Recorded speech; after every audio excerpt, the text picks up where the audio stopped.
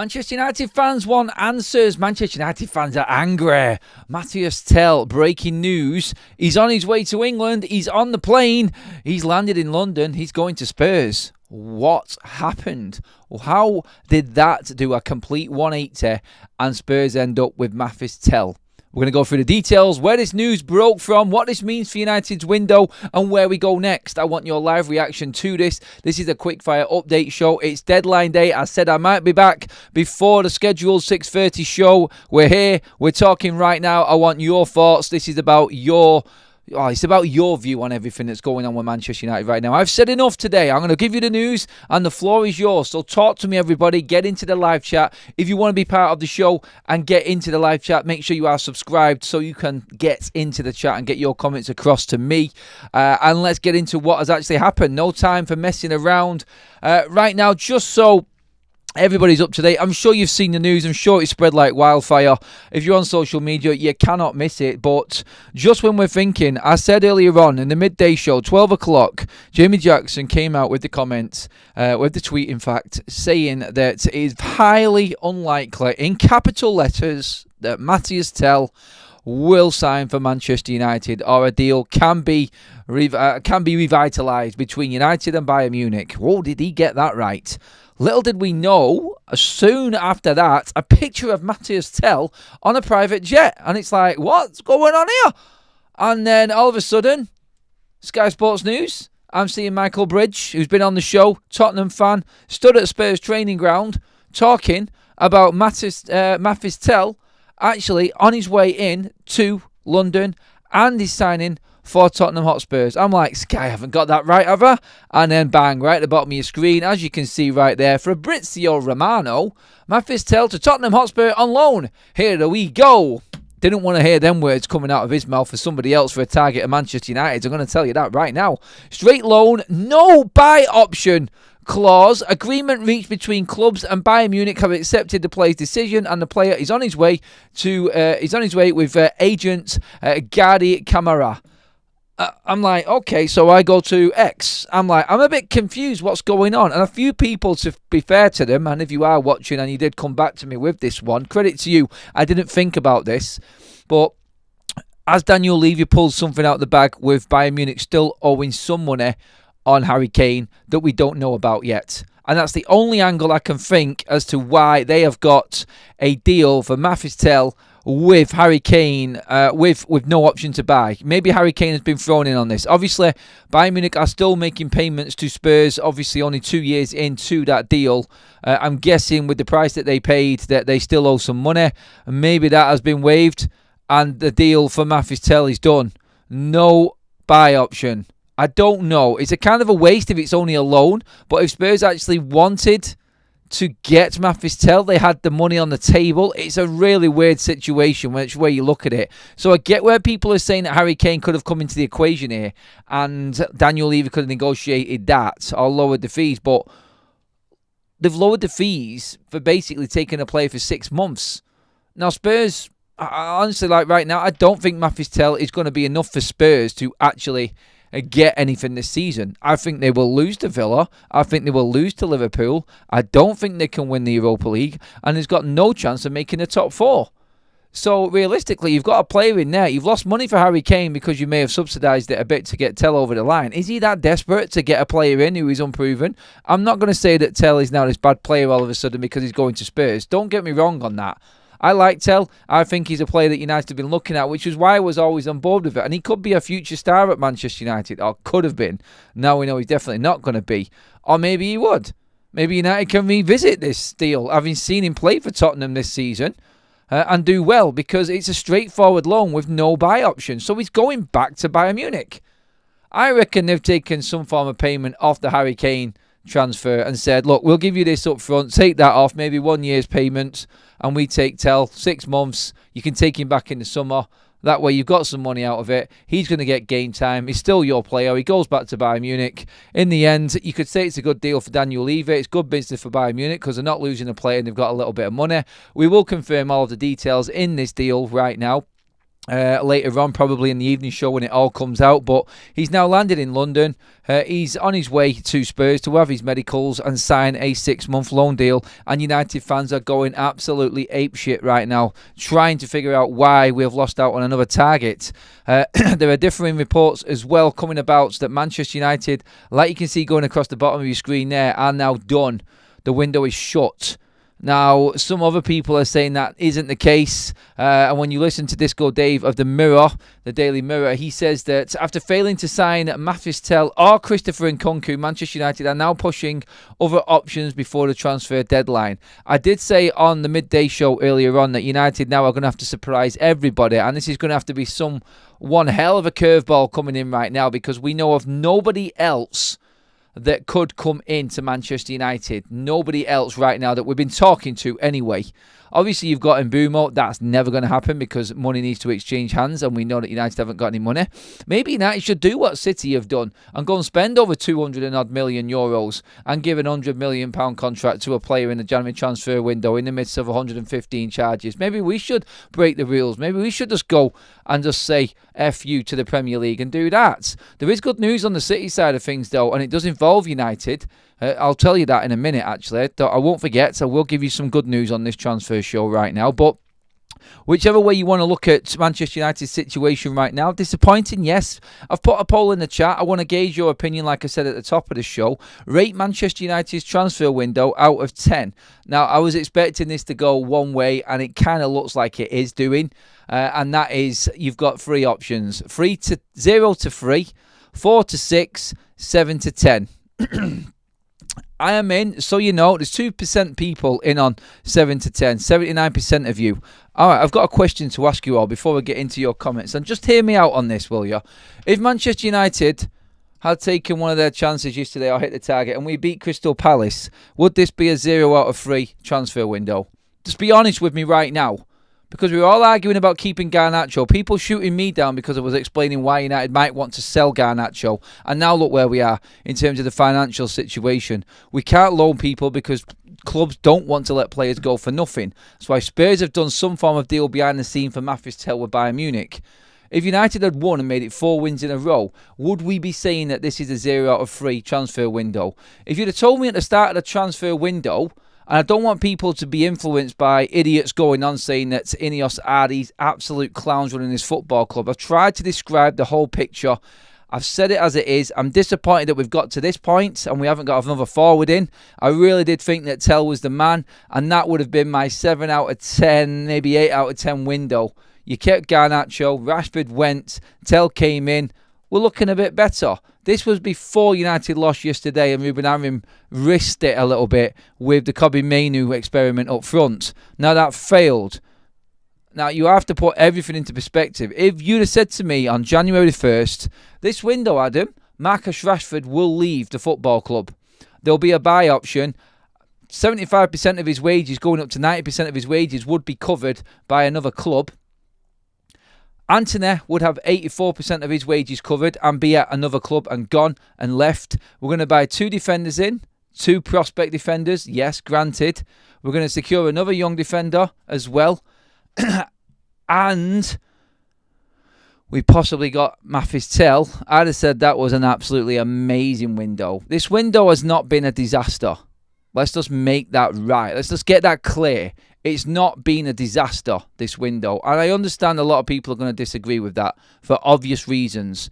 But just before we get into the chat and take your comments, I feel like this has been it's been a good window for Manchester United because we've got rid of a headache that has really plagued this football club. We've got rid of a player that everybody has been slaughtering since he's got here in Antony. And we have brought a couple of players in that may help Ruben Amorim in his system. The problem we've got is we don't score goals. We didn't score goals before the window started, and we haven't brought anyone in to rectify that, and I get it. I do get it. The biggest thing was getting rid of Marcus Rashford. So I just want to balance it a little bit. I just want to make it clear that, you know what? It's not ideal that we haven't got a forward in. And yeah, I don't know. We may even get someone in. I don't know who that's going to be now. Honestly, I've got no answers for you at all when it comes to another player coming in right now. I really don't. But there has been good business done, just probably not enough. I think that's how we look at it. and now everyone's gone into meltdown mode, saying that Ineos are a disgrace to this football club. Certain things that they've done they are.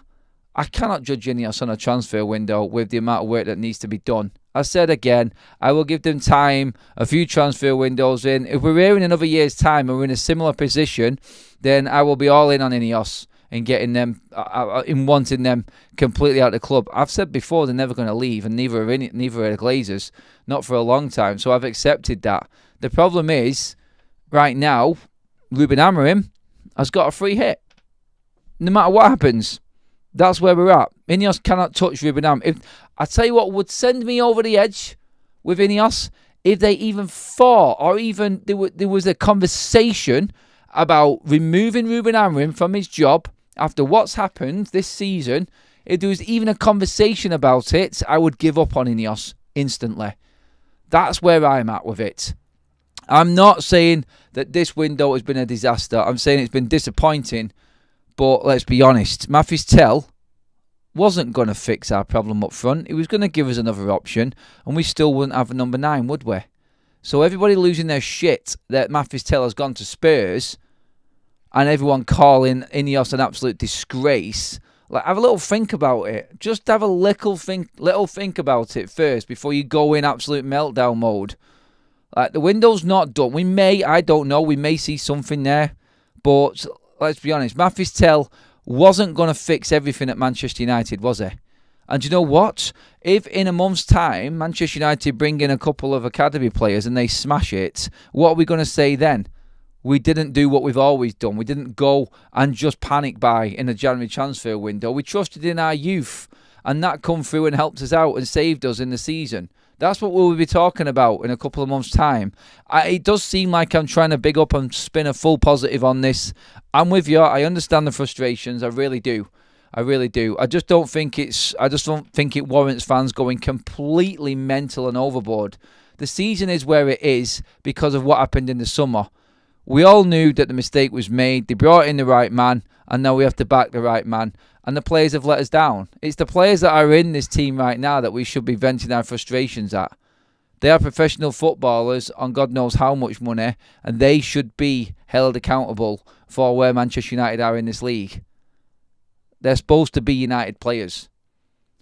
And let's see what Ineos do in the summer in removing most of them, I would say. That's where I'm at with it. Anyway, let's get into what is happening in the chat and get your thoughts on this. Just want to balance it a little bit. Like, I don't think it should be all absolute hellbent, like nightmare situation. Like, the position in the league is down to this team. Simple as. Like, Erik Ten Hag and the players he brought in and everything that was before with Myrto and Arnold and all of that jazz. That's all in now. We're just in the middle of what needs to happen, and it's hard to take. That's where I'm at with it. Imagine the reaction if we go out of the cup on Friday. Oh, God, that would be the pits. That would be the pits. We cannot lose to Leicester. Tony Cox, after 50 years, I'm done. Never been so depressed. Scott Treacher says, lose 2 forwards, no new ones, and lose Leacher. Clowns. Well, you can't blame them for losing Leacher. Lose 2 forwards. Who are the forwards that we lose? Who are the forwards that Manchester United lost? Someone tell me right now. I'm coming to the chat. I'm going to look for the comments that directly come right into the chat right now. Talk to me. Someone tell me the 2 forwards that we've just lost.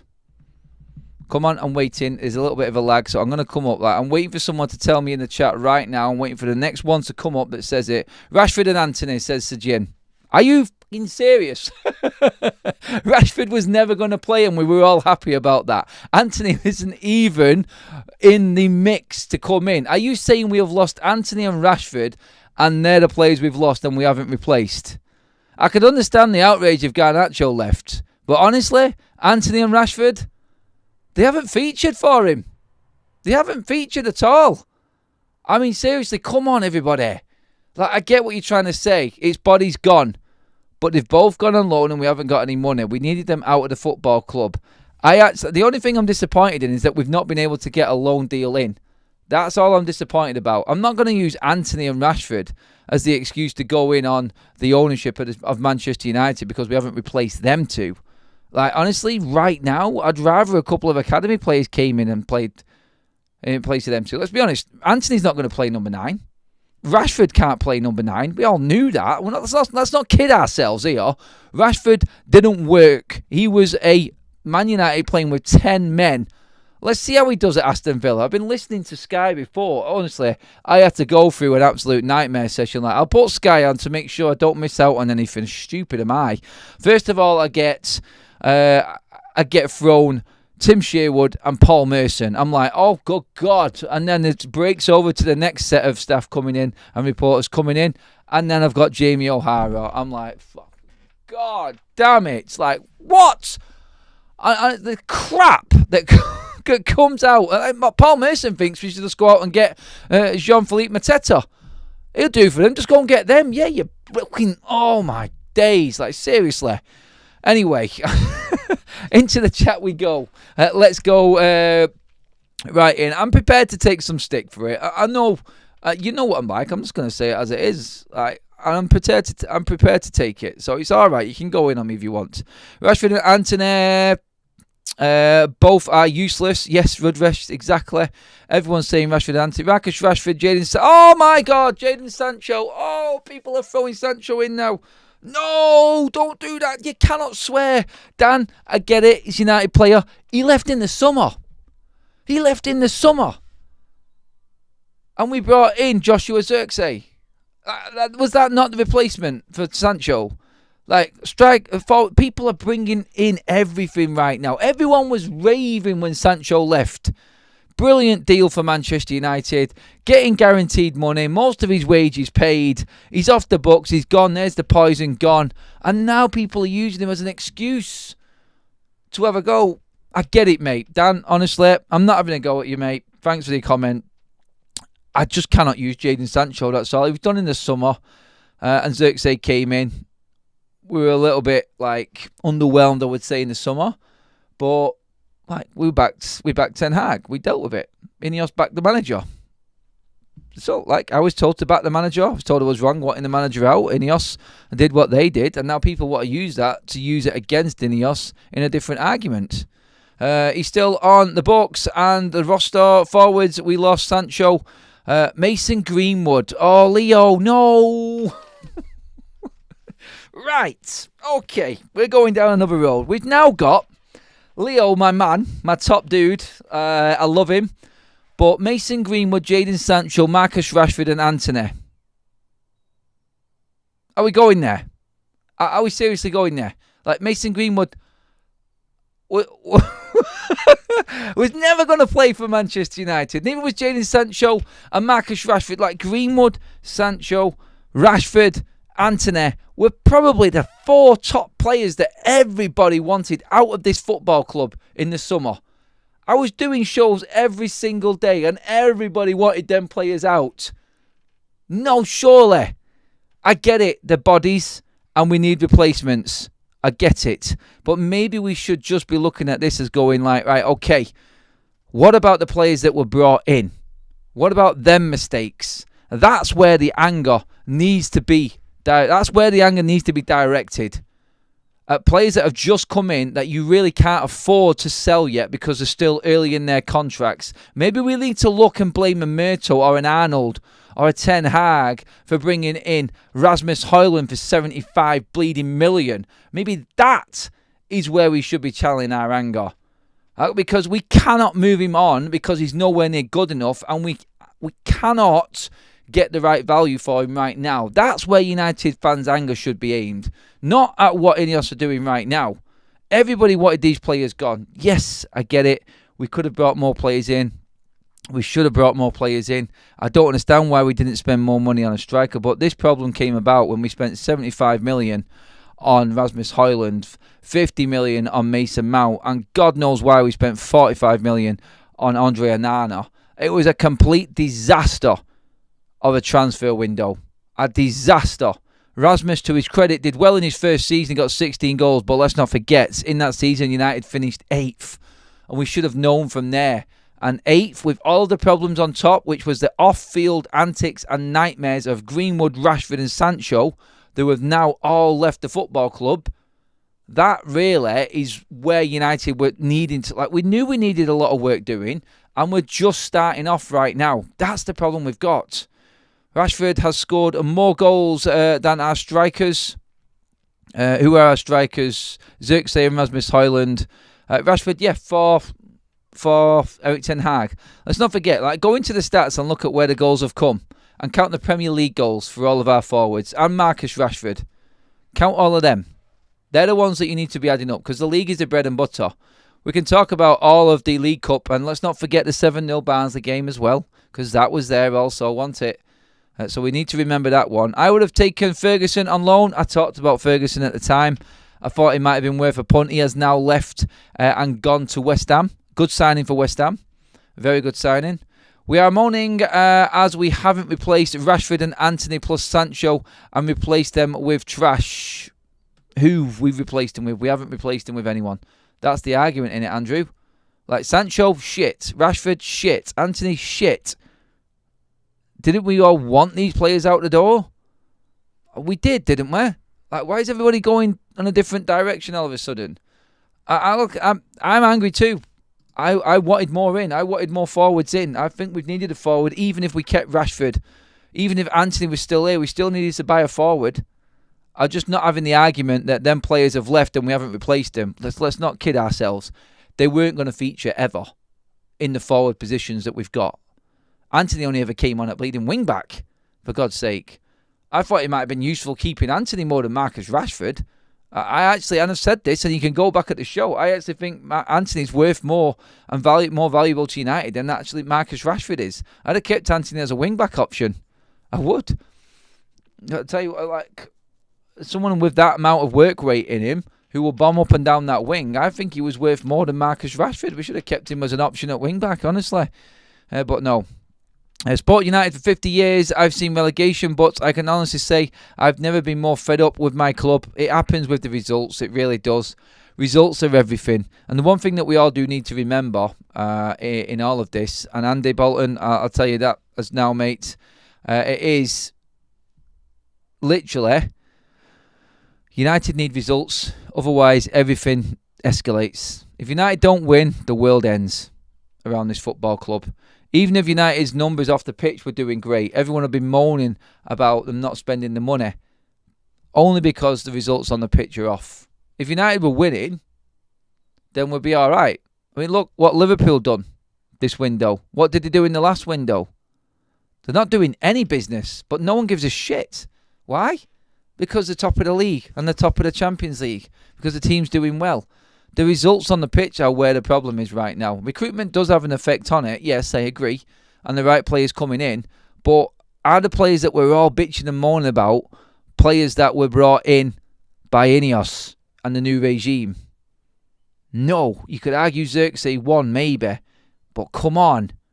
This was a problem that's always been there. And the problem is not going away. It's still going to be there until we get rid of everybody else. And you can throw back the Bruno contract, Harry Maguire's contract and anything like that. But let's be honest, we just need players that are willing to give everything to Manchester United in them positions. And both of them are. Argue the quality all you want. Yes, the priority needed to be keeping players in them positions and going out and spending the majority of our cash on a forward. I think that's where we're at. Good news, Shaw is back on the grass. Blame everybody but home-based fans. They're the one that made sure that Saudi didn't buy the football club. Qatar, not Saudi. You got Ross with a super chat. Tel is still a work in progress. It's not like we would have come in here and he would have come in there and fixed the problems. Would have just been an extra body in the rotation. Exactly my point. You got Ross. He wasn't the full answer. We're not going to fix United in a January transfer window. It's a stepping stone to the bigger issue, which is getting the players out and moving into the transfer market in the summer. I do agree with most people saying, look, we need to find a striker that can come in on loan. I get that. I do. We do need a number 9 that can come in on loan and help out. Adam, straight up question: who did we replace Ronnie with? Well, ask Ten Hag. Ask Ten Hag. We didn't. We haven't replaced anyone. We haven't replaced Lukaku. We haven't replaced Zlatan Ibrahimovic. We haven't replaced anybody. This has been going on for years. Right now, Ineos are looking for the right player to bring in, but if he's not there, then why are we going to jump the gun and make the same mistake again in January when we can do better business in the summer? I get all of that. I just wish that they'd look to a loan and a quick fix and bring in somebody in who could do a job. I do get the comment. The one that I agree with the most in the whole show today is around the Evan Ferguson one. Just that body. I know, unreliable, injuries, whatever you want to say, but just a number 9 in there that you could put into a rotation just for a loan spell. We just needed a body there. I don't know who else there is available on loan. I really don't. I've literally been searching through all of the news and everything that's been going on right now. I'm getting pissed off. I'm like everybody else. Don't think for a minute that I am not, that I am fully on board with what's happening right now. You all know my thoughts. You all know my thoughts of the team. I tried to back this team and they let me down. And I'm still taking the L and the embarrassment for that right now. But I will always support my team above anything else. I want United to do well and I want to believe that they can do well. But let's be honest, they have completely pissed on my chips and completely let me down. I don't care about any of this squad at all right now. They're all part of the big issue that I cannot handle wearing the United shirt. I say it every match vlog. They are the issue. The players that cannot handle playing against fucking... what teams? Southampton struggles last 10 minutes. Leading... What else we got? Bournemouth, we got Brighton, we got Crystal Palace. We got everybody who wants to come to Manchester United and take a piece off us. Honestly, like, if you cannot handle playing against them teams, that's my issue right now. That is my problem with this team, honestly. I say it again, like I said before, I'm not ignorant to the fact that recruitment has got a big issue with this, but this isn't Ineos' recruitment. This isn't Ten Hag. This isn't Ruben Amorim's recruitment. This is what has been there that we're trying to get out and fix. Short-term loss, long-term gain. That's the angle right now. The season's gone. The Premier League's gone. Like, I said it then. I had to accept the L on that one. I thought they could have done more. Look, they did it one time when Ten Hag gave them everything that they wanted and they got into the top 4. They got a League Cup trophy. Like, I'm just holding on to Man United actually winning the Europa League or something like that right now. I'm just salvaging a season and getting through the back door. But you know what? Maybe it needed the reset. Maybe it needed all of this. Who do you really think was going to come in January that was going to fix this problem? I just wanted a player to come in to give Ruben a bit of a chance to find something and have someone there that could work in his system so it doesn't look like he is absolutely useless, because that's what everyone's making him out to be in the media world right now, because he hasn't got the players and the footballing IQ in his team to understand simple football instructions. And it is simple. And I'm not letting him off. And I'm not having his bollocks about the formation and his system being flawed. It's not. Other professional footballers in the world can do it. And I'm not having a garbage about it not working in the Premier League. Every system's adaptable. It's about the application and understanding of it. And if you're not going to, then we're going to get the results that we've got right now. I'm saying, I said it before, I won't lose sleep over any player leaving this football club that's in this current squad. Not a one. Not a one. Please subscribe to the channel. Make sure you hit the like button as well, everybody. We're creeping over a 200 like mark. We've got nearly 1,400 in the room. We should have more likes than 200. I know I've upset a few people. I'm sorry. I'm with you all. I understand your arguments. I do. We've got another poll running right now, which actually is, will United land a last-minute surprise loan deal for a striker? 80% of you have said no. Oh, God. I know. I don't feel confident either. I really don't. But we've been surprised before. Disco Dave, like of the Mirror, I'm clinging on. That's the only tweet that I've got that actually gives me any encouragement. I've got no faith in it whatsoever. Absolutely no faith, which is, again, and I'll just say it out again. After failing to sign Mathys Tel or Christopher Nkunku, Manchester United are pursuing other options before the transfer deadline. There is no other explanation as to why Mathys Tel has chose Tottenham Hotspur. There's nothing else out there at the moment. Only what we know, and that he is on his way to Spurs training ground as we speak to sign for Spurs on a 6-month loan. Interesting how that develops. It really is. Nico Gonzalez set to travel after an agreement reached between Man City and Porto for his move. Worth 60 million. So that takes City over 200 million pounds spent. in this transfer window. Wow, how in the first place? But I did say there was a little bit of good news in this. In that is this is a summer signing for Manchester City and another midfielder. And it's clutching at straws and a lot. So I'm looking at Gonzalez going to Manchester City, Zubimendi going to Arsenal. And you say, Adam, where are you going with this here? That's just our rivals all strengthening with quality players. And they are. But maybe it leaves us with Edison in the summer. You having it? No, probably not. I know. But literally, that's all I've got for you. It is disappointing. It is. I don't feel sorry for the players. I feel sorry for the fans and everyone who's forking out a fortune to watch absolute shit. I feel sorry for Ruben Amorim. I do. I really do. But I know the long-term plan in this. And I'm not expecting this to be fixed overnight or in one season. After Man United fan base walked into that game yesterday with an acceptance that this is going to be a tough game. And there was no conviction within the fan base about any result on a positive side for Manchester United. There really wasn't. So that is where we're at. We know where we're at in the league. We know how poor this team is. And it's going to take a long old time before we can actually get to see anything better than what we've got right now. Football is about scoring goals. We have reduced our chances by not selling anyone. Not selling anyone? As in, would you have sold Garnacho to get a better forward in?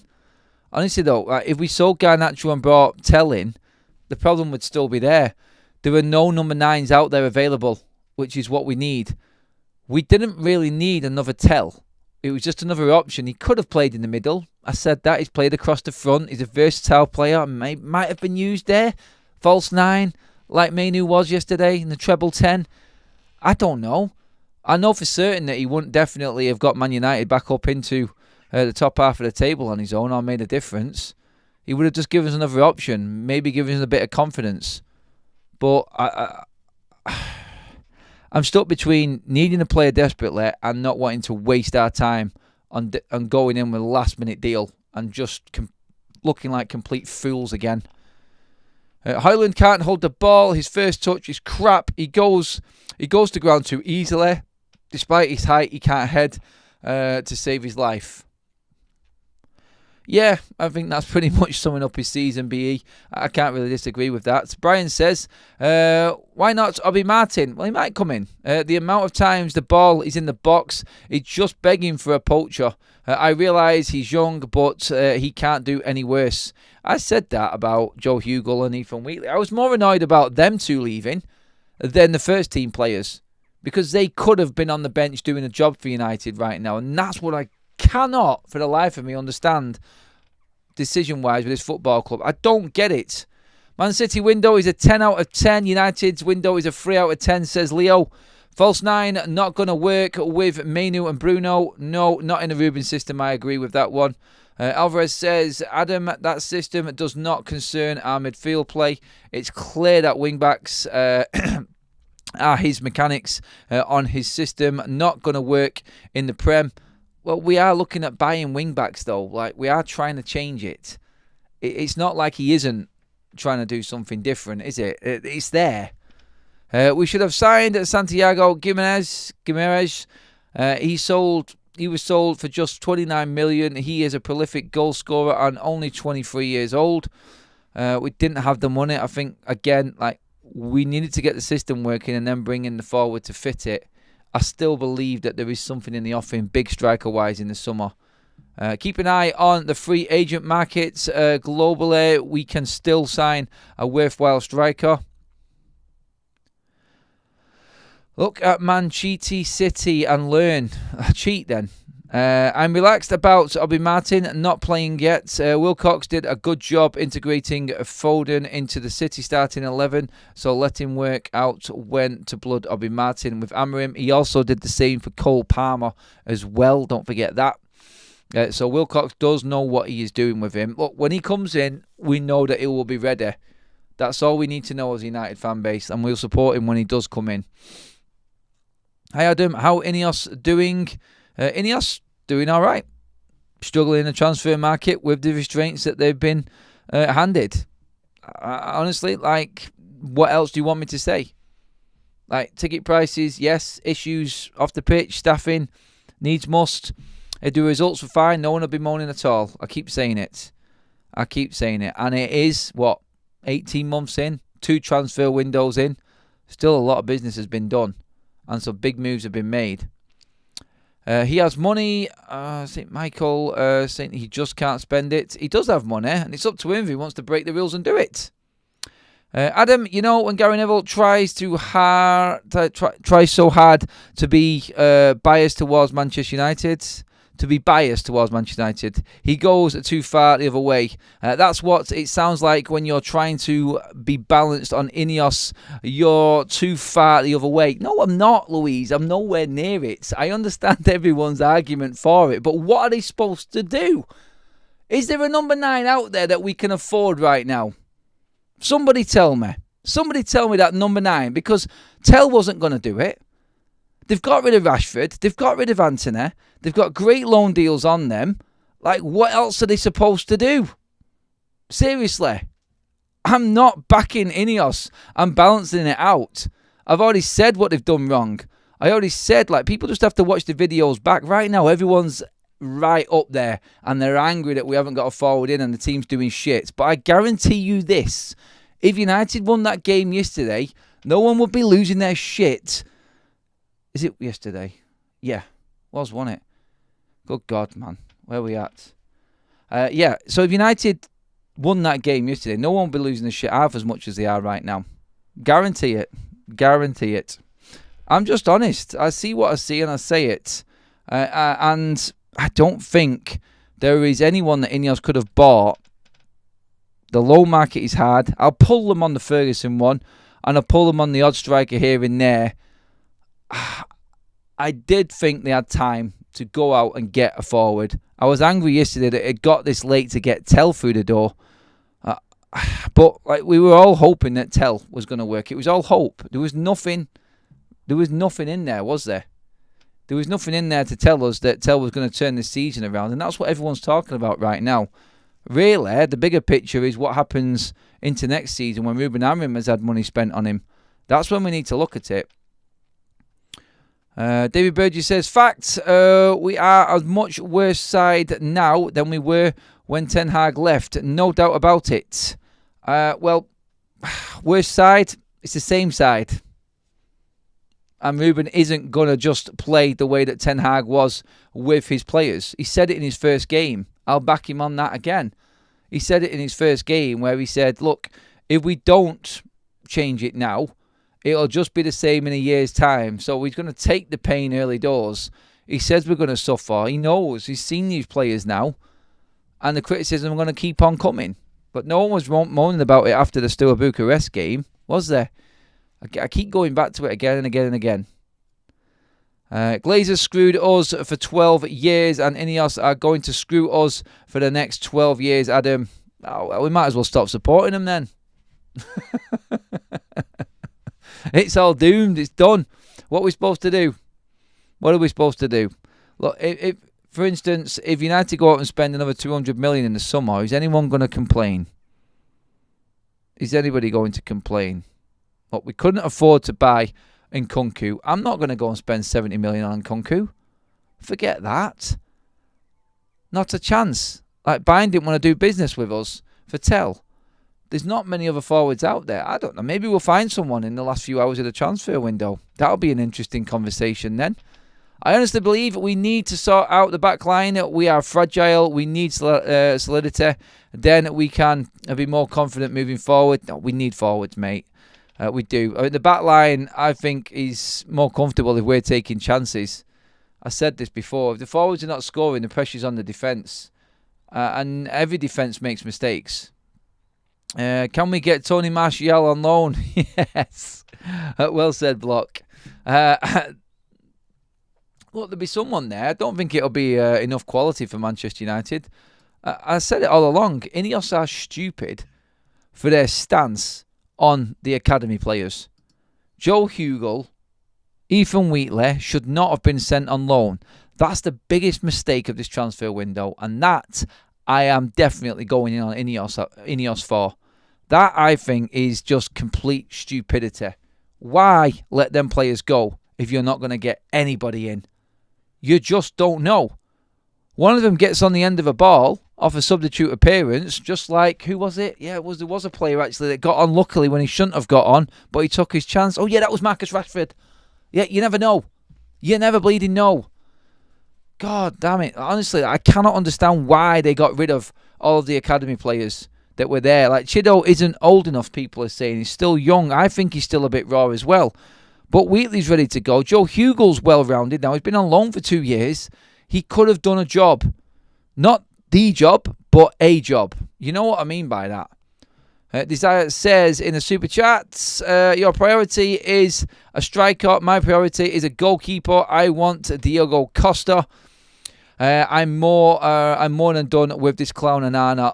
Seriously, mate, watch my video from yesterday. You may find that I am actually agreeing with you on that one, mate. Thanks for the super chat, buddy. Look, I'm not saying that anybody's wrong in this chat. Everyone's got their own opinions of what's happening. I've seen it all. Like, Louise is writing what she said. Andrew's writing what he says. Roddy, I can see there as well. Leo, he's right. Everybody's right in what you say. We're all Manchester United fans. Boxing, he's right in what he said. It does look like it's doomed. Like, I cannot argue with that because that looks like the way it's going. I just choose to look at it a slightly different way and try and look at what needs to be done long term right now. And it's painful for me. It is, because I'll be outside bitching and moaning about the players continuously and the performances that they're putting in, but it's somehow got to be better in the future if United make a stand now. We all knew this day was coming. We all knew it was coming. It's just hard to take, innit? That's the thing. But anyway, I love you all. You're all absolutely amazing. Thank you again for all the support. Give me about 18 more likes and that will take us up over 300, which is great. I love that. Third live show of the day already. And we have just past 4 o'clock. So what does that leave us now? Is that 7 hours left for something to happen? I've not seen anything come through while I've been live, which is quite disappointing. I really haven't. Let's just see. Actually, do you know what? I did want to make a point. I did block Super Chat, didn't I? I'm pretty certain I've done your Super Chat block. And yeah, I might have just missed out. But I just want to bring up something quickly, actually, before we go. Yeah, that was the one, Martial's loan. Marcus Rashford. You seen the picture of Marcus Rashford signing for Aston Villa? Like, lots of people have picked up on this, but Kaz was the one who brought this up to me. And she's like, he looks wrecked. He looks like he's been on a bender the night before. Honestly, what's wrong with him? Like, he doesn't look well, does he? Like, for me, like, that's more concerning than anything. He just looks forlorn. He looks gone. He looks ghostly in the face. Like, have you noticed it? He looks a bit swollen, and that looks like a man with a wheels on his shoulders right there. And hopefully, like I said before, Unai Emery gets the best out of him. I listened to what Jamie O'Hara was saying. He's going to embarrass Ruben Amorim playing for Aston Villa. I hope he does, because if embarrassing Ruben Amorim is Marcus Rashford scoring goals, then Marcus Rashford scoring goals is guaranteed money in the summer for Manchester United. And that's where this is all leading to, because we need to have one hell of a summer transfer window. And you know what? He made us cover what we would have won in the Champions League. Let's see. And that's all that matters anyway. Right, that is it, everybody. That is us all done on the, quarter past 3 show. We've gone on for longer than what I thought we would there. But yeah, I have got you fully covered on... I've got you fully covered on everything that's coming up this afternoon. Of course, we're here all day. Whenever anything breaks, we are here. We are live streaming. We got you up to date with everything that's going on. I am probably going to do another calling show on Big Up later on if you want to have your say on any of the transfer window and what has happened. So stay tuned for that. I'll give you the details on that later on. Extra show there. But yeah, that is it. Thank you, everybody. I will be back later on. 6:30 is the scheduled show. I'm pretty certain nothing will happen in the next 2.5 hours, surely. But you never know with this window. That is it. I will see you all then, everybody. Give the video a like on the way out. Make sure you have subscribed to Forever United TV. Hit the bell notifications so you won't miss anything. I'll see you all later on.